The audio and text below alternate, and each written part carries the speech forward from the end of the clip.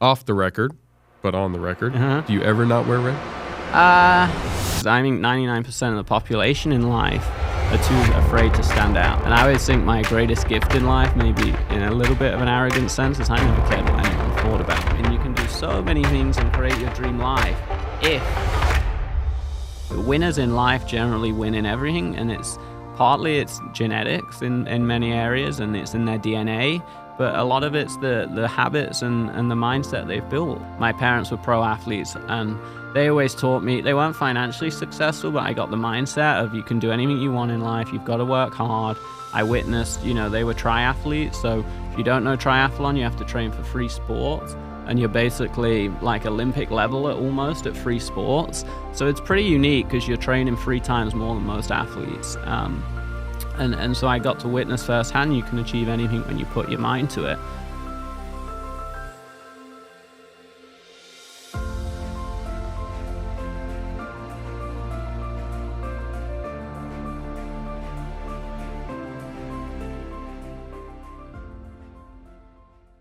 Welcome to the show, Rudy. Good to be here, man. Thank you, man. It's been quite a journey the last year and a half since I met you. Yeah, and I think I've been trying to get down here for a year and a half. So but you live on the other side of the coast, and we always are just flying around and missing. But for those who don't already know you, which they should, you are Mr. Red.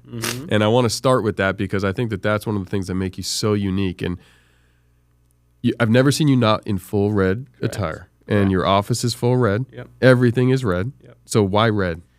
I think it's a couple of things. So I had a few businesses. I launched this kind of coaching, consulting, personal brand when COVID hit. We've done about 25 million since, so it's done pretty well.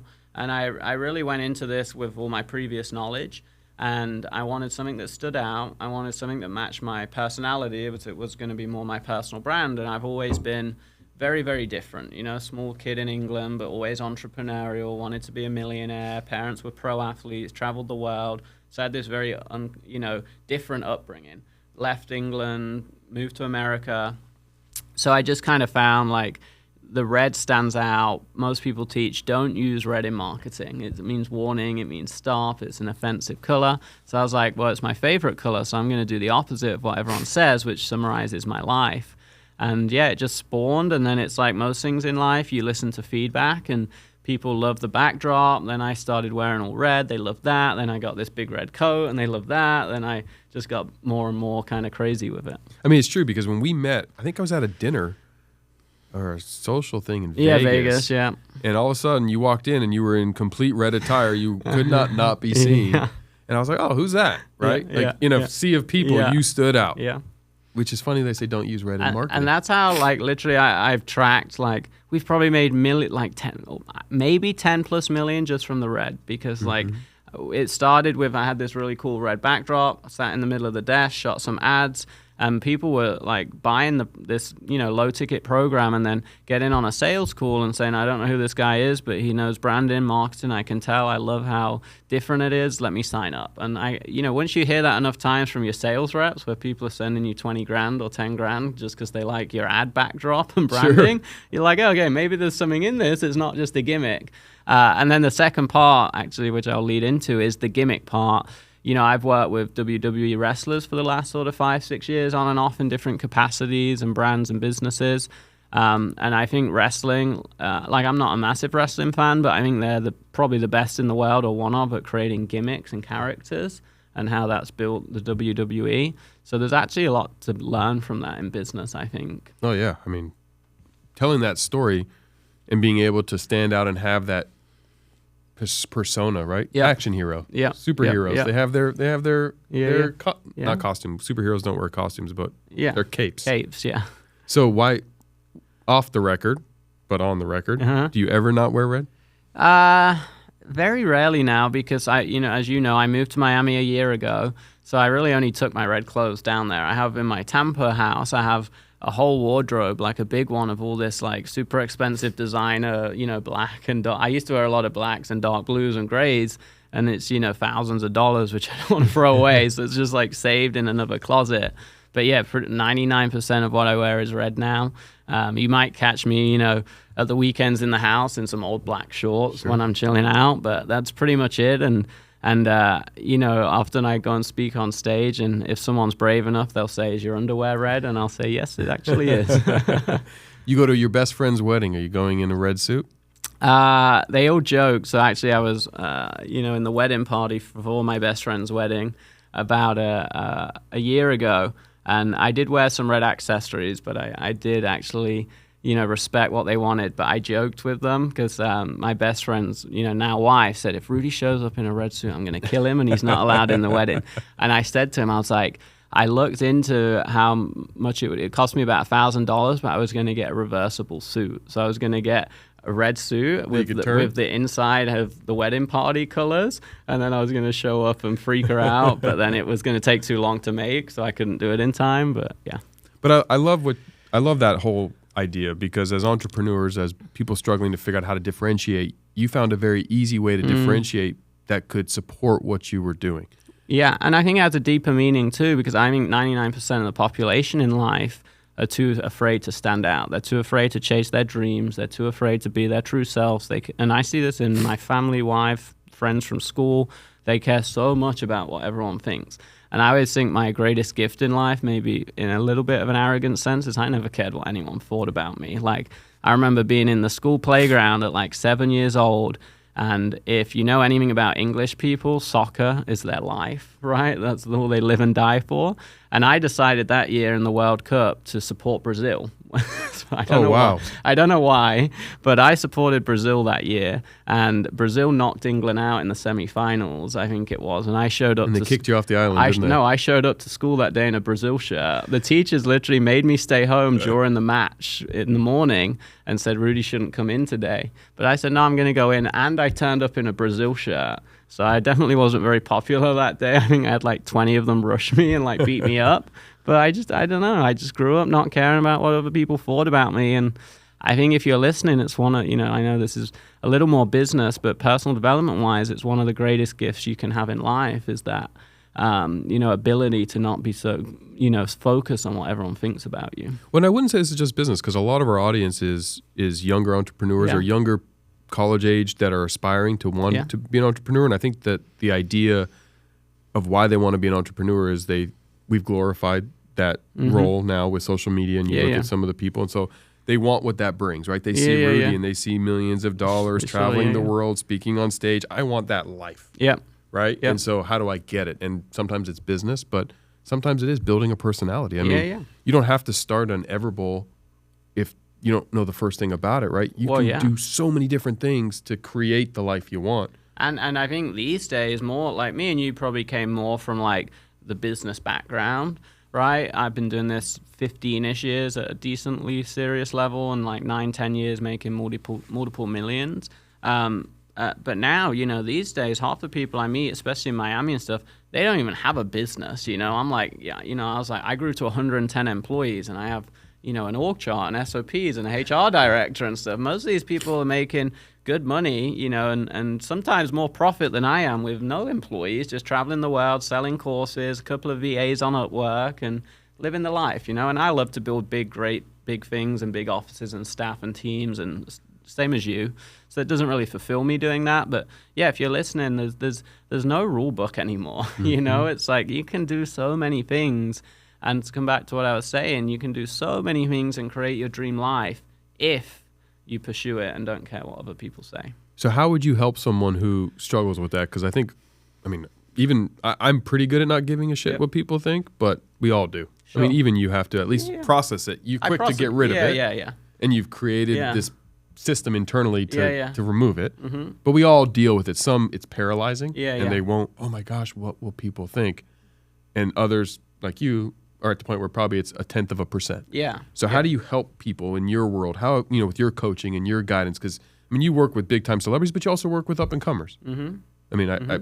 You have this whole ecosystem. How do you help them remove that barrier of what people think, being second-guessing? It's interesting because, I do work with this big group of people, and a lot of my clients, even though I'm pretty young, I don't actually have that young an audience. A lot of my clients are 40, 50, some of them executives starting a business now. And even them, like this exec, I'm thinking of this one guy, executive at a big firm, was earning hundreds of thousands of dollars, got laid off during COVID, started a business. And we get on a call, a group call, and he still said, he cares about what people think on social media. And it's so alien to me because I grew up not really caring. And I'm like, how does this big corporate exec that's starting a business care what some random stranger on Instagram says, right? But yeah, look, and because I think I'm so, I guess, good at not caring, you don't realize how much it affects other people because it's like, a marathon runner doesn't understand why someone can't run a mile, right? Because to them, it's just so natural. That's kind of how it is to me. So, I mean, part of it, I think, was my upbringing, honestly. I know that doesn't help someone listening necessarily, but my parents were pro athletes, and they always taught me, they weren't financially successful, but I got the mindset of you can do anything you want in life. You've got to work hard. I witnessed, they were triathletes. So if you don't know triathlon, you have to train for free sports. And you're basically like Olympic level almost at free sports. So it's pretty unique because you're training 3 times more than most athletes. And so I got to witness firsthand you can achieve anything when you put your mind to it. So I think the first step of really is self-belief, right? And it's about hitting some milestones yourself. It's like getting reps in and showing yourself that you can achieve these things even if other people say you can't. And then I think one pivotal moment that you hear in all the personal development books and stuff is, and I think it is understanding this, is most people when they're horrible and rude or push you down or don't believe in you or doubt you, it's a reflection of themselves, not you. So I think that's probably one of the key rules to start, implementing is just understanding that and then empathizing with that and reminding yourself of that whenever you get met with those people. And I would say the third one is pretty cutthroat, even with my family. Like if my mom goes into a conversation about something negative, or even now, she used to be a pro athlete, I'm training for an Ironman, I'm telling her the times that I'm trying to hit, and she'll go, you're not going to do that. Some of the best athletes I train with, it took 20 years to get there.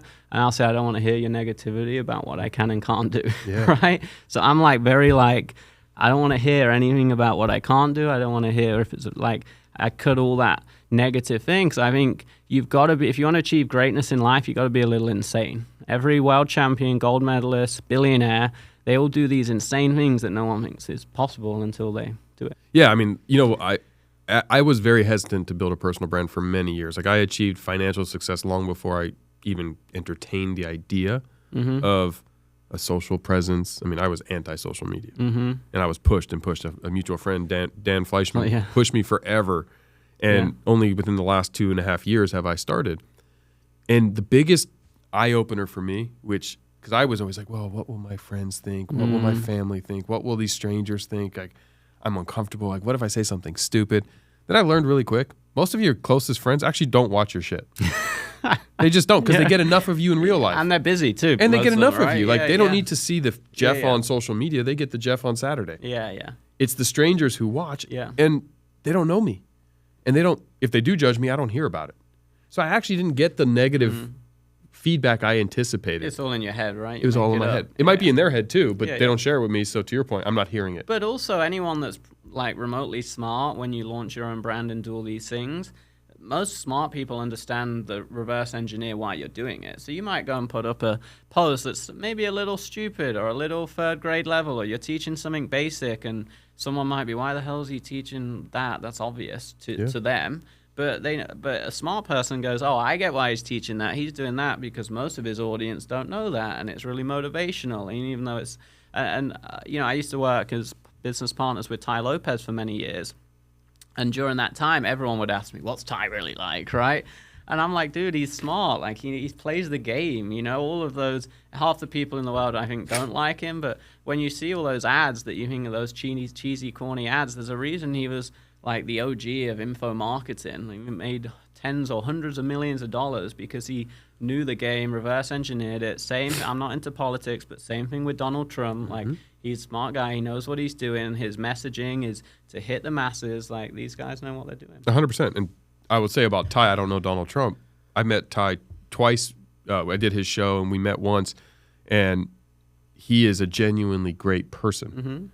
So when you mirror that persona that you either like him or don't like him and you're curious, but then you find out that there's a genuinely good human being behind it, like yourself. Like, people may see the Rudy on the internet, but you're a genuinely good human. And that mixed with those other elements is how you've also built this empire. Because I think a lot of people go, oh, I could just go do gimmicks. And I could go do this to get this quick persona, and I'm going to drive all, and then they don't get the result because they don't mirror it with the back end side of what makes successful people successful. And it's not just being psycho and crazy. It's not just, chasing your goals and your dreams, but you said it. It's putting in the reps. It's what it takes because you had 2 parents who were professional athletes. You're training for an Ironman right now. It's doing the things you don't want to do when you don't want to do them. That's where success lies, right? And every pro athlete and billionaire will tell you that. And also what's interesting is I kind of came up from it the other side. So I came up with it as more like you. I was behind the scenes. I built, a fitness company to about 8 million in my mid-20s, which isn't bad. And then I started working with pro athletes, bodybuilders, building brands with them, right? And I saw how many millions of dollars they were making, and half of them were a pain to work with, And I was like, these guys work 20% as hard as I do, and we're making millions of dollars. I was like, imagine if I had 2 million followers with 100% work ethic, not 20, how much I would make. So then that was the light bulb moment of, okay, I'm going to build millions of followers.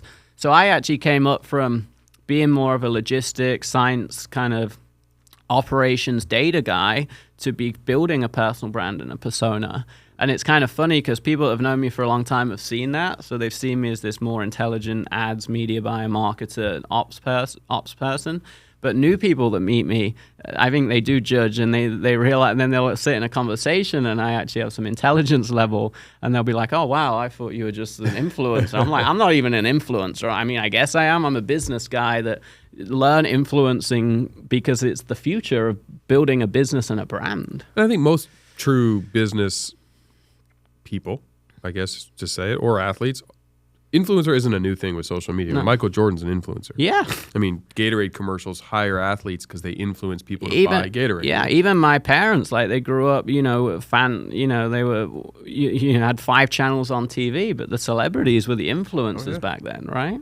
I remember the 5-channel days. Yeah. They were good days. Yeah, I mean, so influence has always been around. It's just a million times easier now because of social media. And look, if you don't think branding and personal branding and influencing is important, go speak to Elon Musk, because he's the richest guy on the planet and he's building a personal brand. There's a reason he bought Twitter. There's a reason he puts controversial tweets out. It's the reason he walks in and with a kitchen sink when he buys Twitter. Like, he's not doing it. That's a gimmick. He's doing it because he wants to go viral and grow his personal brand too. Now, would you say, because I have my thoughts, but would you say everyone should just go find a gimmick and just quickly rush to do crazy stuff online? Or, because my belief is you have to have the foundation behind it, right? Because you can talk about Elon Musk, but he was already he was able to buy Twitter for billions of dollars, right? Yeah.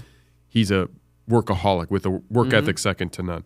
You have a work ethic second to none. I have a work ethic second to none. Sometimes you see these up and coming aspiring influencers today that do whatever crazy thing they do, and they look at a Jake Paul and a Logan Paul. I think that's the problem now, is that's the new kids, wanted to be astronauts and vets and doctors, and now they want to be YouTubers, right? And it's like, I always tell people, I'm like, it's a great goal, but it's like saying you want to play in the NBA. There's, out of 1 million people, 1 or 2 of you are going to have 2 million followers. Right. The rest of you, So it's like anything in life. I mean, if that's all you want to do and that's your only thing, then great. But yeah, most people, I think you should learn business first, and influencing and growing a brand, and personal brand is more like, it's like the icing on the cake, or it's like taking supplements. You got to work out, eat healthy, sleep well, and then if you do all that and take some extra supplements or a steroid, it's going to increase those gains. Yes. But you can't just do it without any of the foundations, unless you're 1 in a million and you're the next Mr. Beast, or you've just got this, knack for virality, and that's like the natural born athlete that becomes a college pro and then a pro just naturally because they're so good, Well, and I think what hurts people is they fail to remember and realize the best, the greats, make it look easy. Yeah. Because they've done it so many times. Like even a Jake Paul and a Logan Paul, their work ethic is second to none. I mean, they're both professional athletes now. Yeah. I mean, Jake's a professional boxer. Logan boxed and wrestled. I mean, you don't get to that level without that work ethic. Even when they had their house and they were doing all that stuff on YouTube back in the day, they have what you saw. You don't see what goes into that. No. Top winners in life win in everything, right? That's why right. Navy SEALs go on and build great businesses or go on and start doing Ironmans. That's why, billionaires go and do an Ironman because they have that dedication. That's why, me or you can take up a sport and in 2 years we'll be amazing at it, as good as someone that's played for 15 years. Because winners in life generally win in everything, and it's genetics in many areas, and it's in their DNA. But a lot of it's the habits and the mindset they've built, that they outwork everyone, they don't give up, they believe in themselves, and it's all those boring attributes that we, on social media aren't that sexy, but speak to anyone successful. It's all those boring attributes that bring success. And where do you feel, because I think a lot of people give me the answer of, yeah, but I want to have balance. I want to have, I not too much of this, not too much of that, but I want to be here. I want to do this. And so my response to that is, well, you could be mediocre at everything, sure, or you can commit to 3, 4, 5 things and be willing to give up something. And it's personal at that point. Mm-hmm. What do you want? It's like religion. There's no right or wrong answer, I don't think I'm not religious or into politics, but I like people of all different religions and political views and gender views, all that stuff. Like, I treat people of who they are as a person, and it's the same with setting your goals and balance. If you want to have balance across everything, then you're never going to excel in one area, right? That's the reality. To your true potential, as if you put 80%, that's just like basic math, right? As if you've got 5 bananas in 5 baskets, then you don't have 25 bananas in one basket. There's no arguing with that rule. And that's a decision you have to make. And I think, again, I don't care what anyone thinks. I'm going to create what I believe is my perfect life and how I perceive it. And for me, I kind of look at life in 5 baskets. I have this kind of belief, it's health, hobbies, financial, your family relationships, and then maybe friendships, right? So I kind of see life built into 5 baskets, and I'm yet to master all 5 at one time. I found in life, I'm always really good at 3 or 4, and then one drops. And I think most people are like that, but that is one of my personal goals in life, is to master all 5 baskets, where all 5 are really dialed in. And I think that's generally a good rule for most people in life, is if you can get those 5 baskets, and probably a 6 for a lot of people is faith, but I'm not overly religious. But if you can, I think you want to keep all of them at a decent level, because I think everyone will agree that, if you're a billionaire, but you're 300 pounds overweight and dying, that's probably not a great thing, right? Yeah. Or if you're a billionaire and everyone hates you and you don't see your kids, and that's probably not a great thing either. So I think there's a common sense rule that you've got to have some, quote unquote, I won't use the word balance, but a foundation of each. And then after that, you got to do whatever makes you happy. It's your life. You're going to die one day, and it doesn't matter what anyone else thinks, Of course, you have some responsibilities to your family, friends, kids, and health. But once all that's taken care of at a decent level, then you have to make your decision, So if you had to start today, yep, you had no money, no red background, sure. No one knew who you were. Yep. You're listening to this episode, and you're like, okay, today's the day, I'm starting. How would you differentiate yourself in 2024 without all the resources, tools, and... Do I know what I know now or no? No. Okay. Well, you know the basics, but you weren't an expert. You weren't. Okay. You didn't build your company in your 20s. You are in your 20s. It's So I would do what I'm passionate about and good at, right? Yeah. So it's I think if you've got to check those two and weigh them up. Ideally, if you're lucky, something you're passionate about and good at are both profitable ventures. Some of the time, what you're passionate about isn't. You got to throw that out the window. Maybe do that in your evenings and weekends. That's that hobby basket. Yeah, exactly. And I'm still trying to get both of them kind of working together. And I failed a couple of times trying to get basketball businesses going and, whatever. But I still think I can one day. But yeah, to answer the question, find what you're good at, what you enjoy, right? Because I do think there is a level of even with crazy discipline, maybe David Goggins is an exception, but most people you've got to enjoy it and be fulfilled, because eventually you will get further, I believe, if you enjoy what you do and you're fulfilled by it. You know, maybe David Goggins or someone crazy is an exception, where he could just run a business he hates every day and still crushes it, because it's like he almost feeds off the hating. I think he's in love with the hating. Yeah, that's what I mean. So it's like he's this weird, you know, individual. But yeah, I think, and then, you know, if you think you're good at this thing and you enjoy it, like, what can I make money in from doing this, right? So if you like social media, well, there's 100 ways to make money doing that. If you like building stuff, there's 100 ways to, you know, get into construction, and maybe you're not going to be a $20 an hour worker, but you're going to go into real estate and stuff. So yeah, I think look at that and look at profitable business models in there. And then the number one hack from there is what I've always done, is go find the best person in the world and beg to intern under them and work for free. And you know, that's how I did it. I remember sat in my college house in England getting really into fitness. I was building my fitness brand, and I cold emailed 30 of the biggest fitness influencers in the world to go and intern for them. And I actually got invited to go to Thailand and intern for a summer with one of the biggest fitness experts in the world. Super ironic, like, we became really close friends when I moved to America now, and I told him that story and found the email from 15 years ago. I never ended up doing it, but he did accept. Out of the 30 emails, he did say I could come to Thailand and intern with him for the summer. And part of me regrets not doing it. Why didn't you? I can't remember why. I can't remember, honestly, I can't remember why. It was right before I was about to move to America. And like I shared to you earlier, I did have multiple real estate projects, two personal training businesses. So I think if I had to guess why, it was probably a bit of like doing the real estate. I think I just bought a house. I would leave all my clients and lose all my client base. And probably a bit of like fear, because back, like now I'd be, heck yeah, I'm on a plane tomorrow. But back then, growing up in England, I was still way different to everyone else. But like, there was still a bit of like, that's a bit random and weird to do, right? As a 21-year-old, no one you know has ever done anything like that. Just gone and got on a flight to Thailand with some random fitness person you've never met. Now I would do it tomorrow, right? But yeah, and then go intern under them. But I did do that multiple times. So I moved to America, worked under a top professor for a year. Then I worked with one of the world's top bodybuilders that had made tens of millions of dollars in info products, ebooks, online marketing, selling courses and stuff. Helped him, and he taught me some of what I know. And now I think I still in some ways do that. I work with business partners with these top celebrities, get to go and hang out with people like Richard Branson. And even when you hang out with your peers and your friends, you're always in some way interning or learning, because they're better at areas you're not.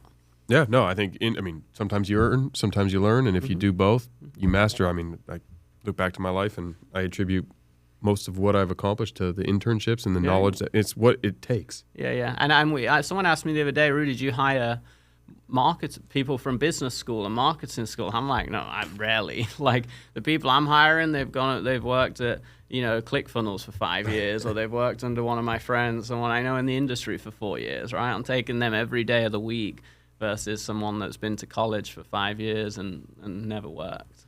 So, additionally, you have jumped, kind of like I have, from so many different paths. And a lot of people find one thing, they stick in it, and they do it forever, and they keep growing and growing. But if you go through your trajectory and your history, you have been from, bodybuilding to courses to working and building up celebrities to starting your own brand to, hell, you had me on your show, 60 Day Hustle. Check it out on Amazon Prime. And you created your own TV show. Yeah. And now you're training for a triathlon and an Ironman, which we're going to root for you. And I'm going to assume it's going to be a full red attire. Yeah. Red bike. I've already got it all, yeah. Everything? Yeah. Okay. Is it the new that excites you? Is it your thirst for just trying? Because I've done the same. I jump from things to thing, and I found that I really love the startup element of it. Yeah. We're sitting here, we have an idea, whether it's silly, dumb, or cool, watching that create, and then I kind of get bored with it when it gets too big, and I move on. Do you have that same? Yeah, I do, and I actually internally battle with this a lot. I think it's one of my biggest blessings and biggest curses at the same time, because I could have took a couple of my companies to 20, 40, 50 million exits, and I've not, and they just sort of fizzled out. So it's like my biggest curse in some ways, but every time I've launched something new, it's got much bigger and grown me to that next level. And and I'm a quick start. I can innovate. I can build stuff quick. I can handle, I think, down changes in the economy and industries changing. So I still haven't decided. You know, I think I will look back when I'm 50 years old and I'll be able to answer the question that I pondered today of, is this a good or a bad thing, right? And probably like most things in life, somewhere in the middle is the sweet spot, and I'm trying to find that and balance that internally. So yeah, it's weird. That's how I am. Like even now, I'm getting back up. You know, I did triathlon a bit as a kid, dabbled in it, grew up in the sport, but this is the first time in my life I'm really serious about it because I'm in a great place to train, and my business is pretty. You know, I have nearly 100 staff, and we have good teams and systems, so I'm in a good spot to put the time in. And every day I wake up, I want to start a triathlon company now, and so I'm Googling and ChatGPT and show me brands worth 10 to 100 million in triathlon. What could I create? And I was lying in bed at 5 a.m. today because I'm jet lagged in California, thinking about what brands in triathlon can even make 100 million. Is it, you know, is this just a stupid passion project? You know, so it's like when I should be thinking about my current businesses, right? So it's a blessing and a curse. Yeah, no, I share it and I understand it. And I mean, you do very well, but I think part of it is that the desire for what's next keeps you growing. It's like a itch, right? Like, and I've learned, like I've seen about, I have like a 5-year window, and then I get burnt out. I just get bored of the thing. I don't know, and I think that's why what now I'm trying to do is have this incubator, like, you know, and we called it More Capital because my last name's More, and it kind of rings, and it's a holding company, and I can just put everything under there in some way that it doesn't lose its valuation and my teams, and I can keep building as building blocks versus like, oh, I'm just going to jump over here and start all over again, because I think that is a path to not being that successful. Like, you know, will I always be worth tens of millions doing that, or a few million? Yeah, absolutely. But if I want to be worth hundreds of millions, which I do, I've got to like keep it in something that grows value from an exitable position. So why do you want to be worth tens of millions, hundreds of millions, billions? Like, is it because there is, I can answer it for myself, but I'm curious for you. Is it because there's something you want to buy with it? You see what that money brings you, or is it for a different reason? Yeah, everyone asks me that too. Easy answer. I pay myself $300,000-ish a year. That's what I need to live on. Pretty good at that level. Like anything after that is just whatever.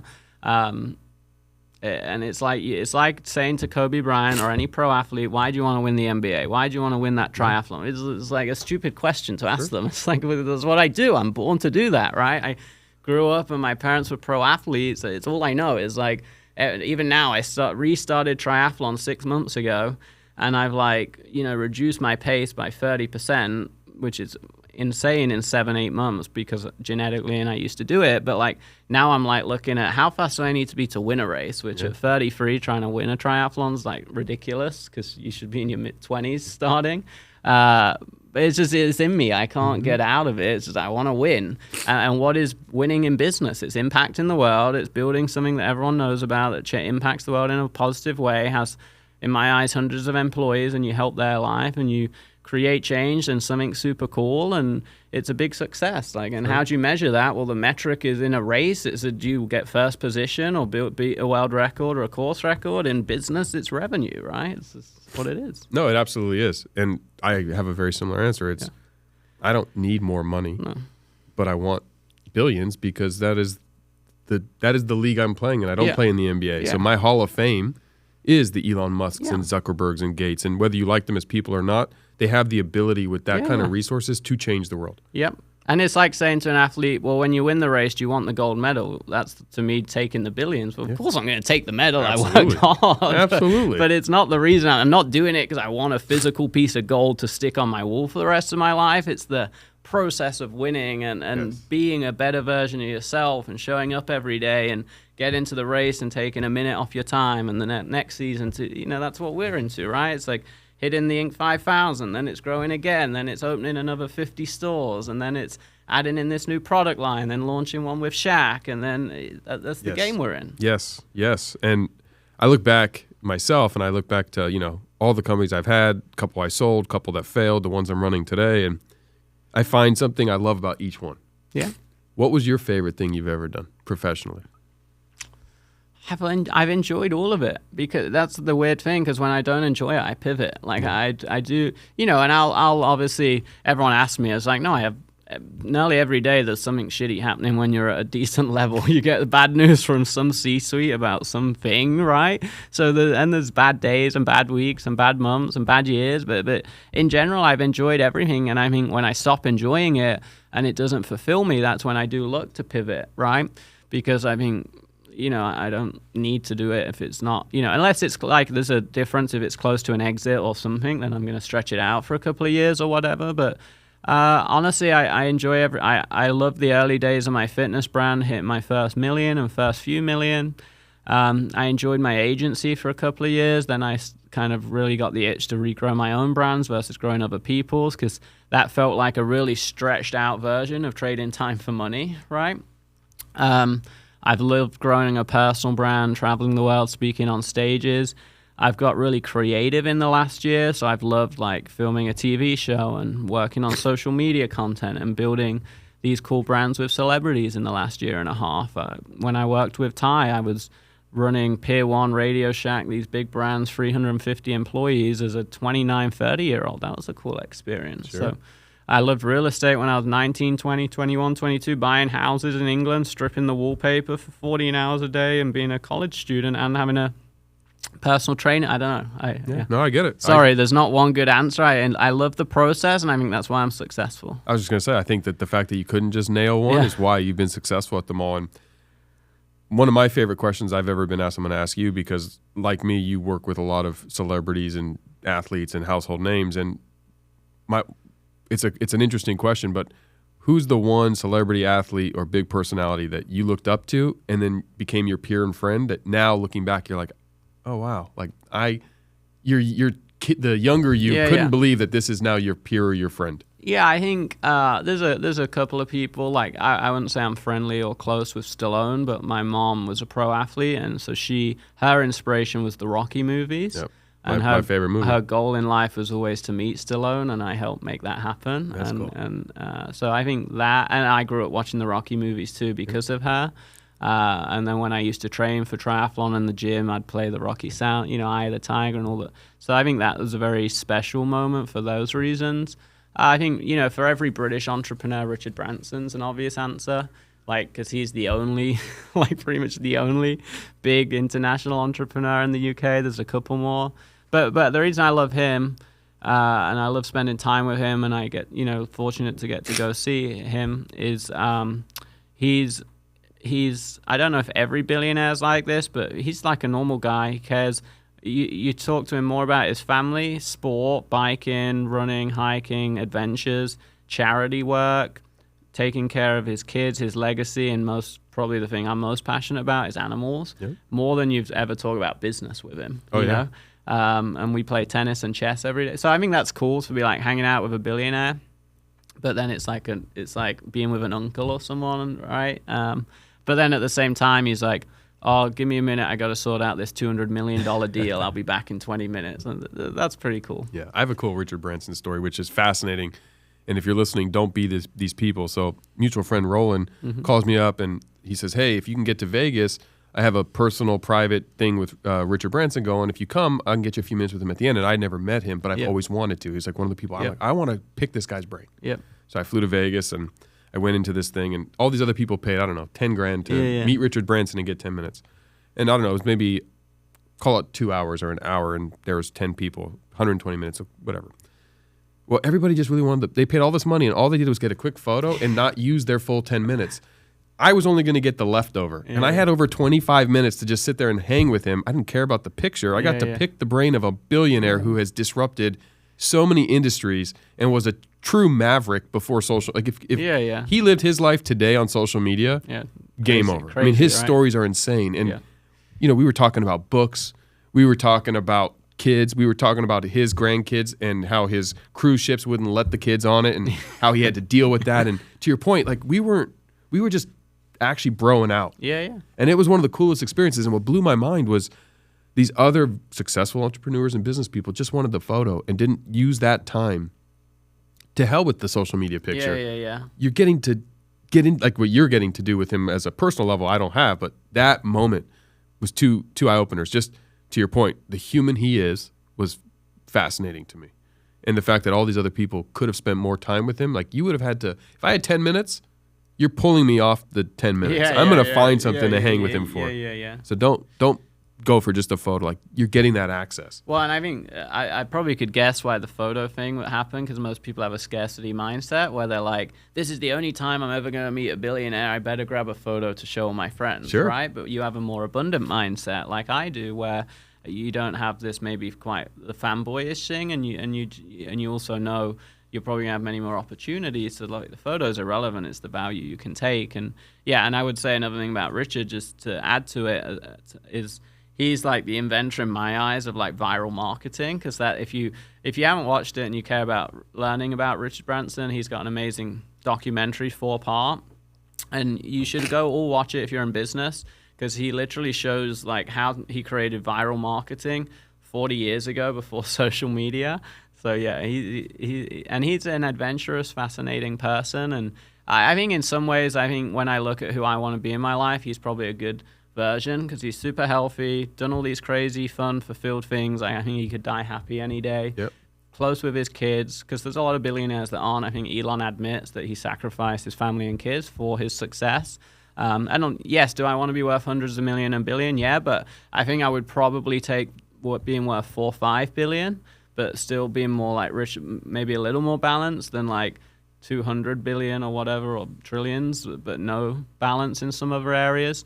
So I think he's like, when I talk about those 5 buckets, I think he's done a pretty good job in those 5 buckets. And my favorite story is when you go watch this documentary, and I talked about it, was when he was driving his tank over Coca-Cola cans in New York City. It's unbelievable stories. I mean, your brain will just go, oh my gosh, I can't believe he did it. I don't know how he's not dead yet. I mean, when you watch it, it's like, this guy is the definition of a cat with 9 lives. Like, that's where it came from, was Richard Branson. Yes. I mean, I could sit here and talk to you about all these things all day, but for the audience, because most of them probably know you, and if you don't, definitely Instagram, Google. I mean, the man has done a million things. If you were introducing yourself to somebody new and they had to leave kind of saying, okay, this is I know you don't care what other people think, but this is what they're going to know you as. Mm-hmm. What would you say Rudy wants to be known as? Well, I think there's 2 ways to answer that. I think right now I'm more known as a marketer and building brands and stuff, and that's what I help a lot of people as.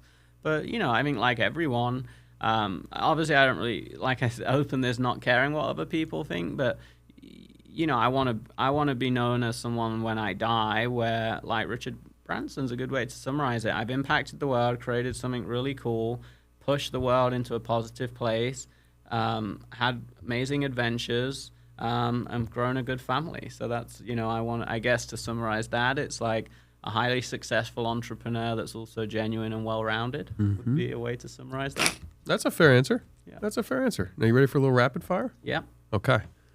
I'm going to change that first question because we didn't actually talk about Kevin Harrington. Is that okay, Andrew? Yep. Okay, sorry. I have some questions to ask you. So you're going to look into camera 1. I'm going to ask you 30-second-ish answer. And I answer straight here. Yeah, it's not for me. It's for... Okay, cool. All right. What do you wish you knew before you started scaling your first business to over 300 employees? I think growing to that size is really understanding reports, check-ins with managers, and having a great way to take all that information and help make decisions, and probably better check-ins with the managers, because when running a company with 300 staff, you're really working with 10 managers, and then they're doing everything under that. So a good system to manage the managers and KPIs. What's the key to driving $250 million in revenue for your clients through direct response marketing? Paid acquisition. Like, I think marketing gets very overcomplicated when you boil it down at a simple level. It's, how much can you pay to acquire a customer? What platform can you advertise or pay to then acquire that customer? And what is the lifetime value of that customer? So as long as you can pay to acquire a customer for lower than you're going to make back, and over a long time, hopefully make 4 or 5 times more, that's really the key at its base level. If you could have dinner with anyone dead or alive that you've never met, who would it be and why? I think I've met so many super successful people. I don't think it's a successful person. It's probably my granddad. I grew up a lot with my grandparents because my parents were pro athletes, and yeah, I'd probably love for him to see what I've done. That's a really nice answer. I like that answer a lot.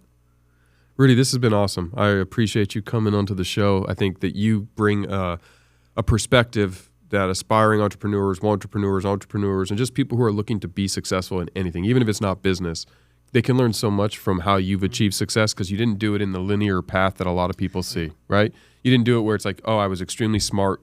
I studied medicine. I became a world-renowned doctor, and I work, doctor of the stars, and now you're a multimillionaire. Or you're not an actor, or you're not a professional athlete where you had that one clear path. But you've shown that whether it be in sport, whether it be in marketing, whether it be in creating brands for others or building your own or hosting TV shows or investing or all of the different areas, that there is a formula you have clearly learned, defined, and utilized again and again and again. And I think similarly, I mean, I'm older than you, but I don't have professional athlete parents either, but I don't think either one of us are Elon Musk. No. We're not Shaq. Yeah. That you had to create this world for yourself, and you came from another country, which makes it even actually harder because you came with no experience of, hey, I grew up with these people in America, and you have an accent, which is nice, but it also is a differentiator in a good or bad way. So you had to recreate your whole life here, and I think that you are a great example for people to look at, dissect, and study, because you're in school, you're an adult. If you're not learning, you're not earning. I could spend a lot of time researching you and then take what I've learned and apply it. Yeah. And so I really hope everyone today listens, goes and follows Rudy, goes and learns what his world's about.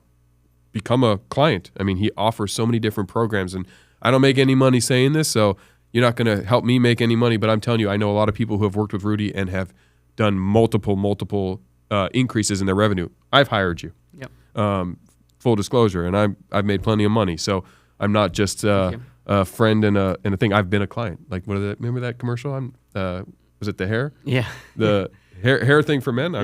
Not just this, I'm a client. But I say all that because you've helped so many people, and I really want people who watch our show and meet guests through the show to take immediate steps to gain value. And I really hope that you guys learned as much from this episode and enough to take the next step, because it's one thing to hear the show, but now it's what you do after you stop listening or stop watching that's going to define whether or not you're successful. This is a man you definitely need to follow. You definitely need to get more into his world. And he's bright red, so you're not going to miss him. Anything else that you'd like to leave for the audience before we wrap up? I think that's a great summary, because I think and the big takeaway from that is action, guys. You can listen to things like this all day, and hopefully they motivate you and put you on a path, but now you've got to go and attack that path and never give up, believe in yourself, don't worry about what other people think, and just go for it. And I think the biggest thing for me is the worst case, you're going to fall back all the way down to where you are right now today. So you really have nothing to lose, but everything to gain. Thank you guys so much. Hey everyone. First, I want to thank all of you for tuning in. And if you guys haven't heard about my new book, Relationship Bank Account, click the link in the show notes or search the title on Amazon. This book is packed with all my secrets to success in both relationships and life. Make sure to pick up a copy, and if the book helps you on your journey, let us know by leaving a review. I appreciate all of you and can't wait to see you on the next one.